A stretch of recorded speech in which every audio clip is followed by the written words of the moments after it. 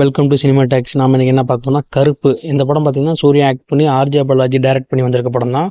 Mass படத்துக்கு அப்புறம் நான் சூர்யாவை ஸ்க்ரீனில் பார்க்குற இந்த படம். இந்த படத்தோட கதை என்ன பார்த்தீங்கன்னா, இந்திரன் அவர் தன்னோட பொண்ணை கூட்டிட்டு சென்னைக்கு வராரு ஒரு ஆப்ரேஷனுக்காண்டி. அந்த டயத்தில் பார்த்தீங்கன்னா இவர் வந்த டயத்தில் இவர் கொண்டு வந்த பேக்கை ஒருத்தவங்க திருடிடுறாங்க. அதில் தான் மொத்த நகையும் இருக்குது. ஏன்னா அந்த நகையெல்லாம் விற்று அதை பணமாக கன்வெர்ட் பண்ணி தன்னோட பொண்ணோட ஆப்ரேஷன்காண்டி தான் இங்கே வந்திருப்பாரு. நகை பறி பண்ணால ஸ்டேஷனில் கம்ப்ளைண்ட் கொடுத்துருப்பாரு.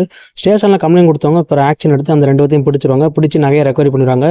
இந்த டயத்தில் பார்த்தீங்கன்னா அந்த நகையை திரும்ப வாங்குறதுக்கு கோர்ட்டுக்கு போக வேண்டியிருக்கும். கோர்ட்டில் போய் தான் அந்த நகையை வாங்கணும்னு இருக்கணும். அந்த டயத்தில் பார்த்தீங்கன்னா நம்ம பேபி கண்ணுங்கிற ஃப்ராடு வக்கீலான ஆர்ஜே பாலாஜிட்ட இவங்க மாட்டிக்கிடுவாங்க.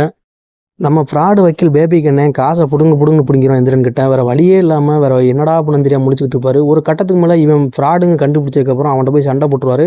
சண்டை போட்டது இல்லாமல் இப்போ பேபி கண்ணை என்ன சொன்னா, நீ முடிஞ்சால் என் தயவு இல்லாமல் இந்த நகையை வாங்கிட்டு போடான்னு சொல்லி அவன்கிட்ட சவால் விட்டுருவாரு. இப்போ இந்திரன் வேறு வழியே இல்லாமல் நேராக அங்கே இருக்க கருப்புசாமி கோயிலில் போய் மிளகாவை அரைச்சி அந்த கருப்புசாமிக்கு வேண்டுவார். இந்திரனோட வேண்டுதலுக்கு நாங்கள் கருப்பசாமியான சூர்யா நேராக கோர்ட்டுக்கே வந்துடுவார். கோர்ட்டுக்கு வந்து அவர் இந்திரனுக்கு எப்படி அந்த கேஸை முடிச்சு கொடுத்து நகையை வாங்கி கொடுத்தாரா இல்லைங்க இந்த படத்தோட மீதி கதை. பட் இந்த கதை நல்லாவே ஒர்க் ஆகிருக்கும். சூர்யா ரொம்ப நாளுக்கு அப்புறம் ஸ்க்ரீனில் பார்க்கறனால நம்ம மாசா கிளாஸாகவே இருக்கும். சாய் அவிங்கரோட இந்த பேக்ரவுண்ட் ஸ்கோர் எல்லாமே நல்லாவே ஒர்க் அவுட் ஆகிருக்கும். கருப்பசாமியாக வர நம்ம சூர்யாவோட ஆக்டிங்கும் செமையாக இருக்கும். ஆனால் இந்த கருப்பன் கொஞ்சம் குசும்புக்காரன். கண்டிப்பாக அந்த கருப்பனை போய் தேட்டரில் பாருங்கள். இந்த வீடியோ பிடிச்சா நம்ம சேனலை கொஞ்சம் ஃபாலோ பண்ணுங்கள், லைக் பண்ணுங்கள், ஷேர் பண்ணுங்கள், கமெண்ட் பண்ணுங்கள்.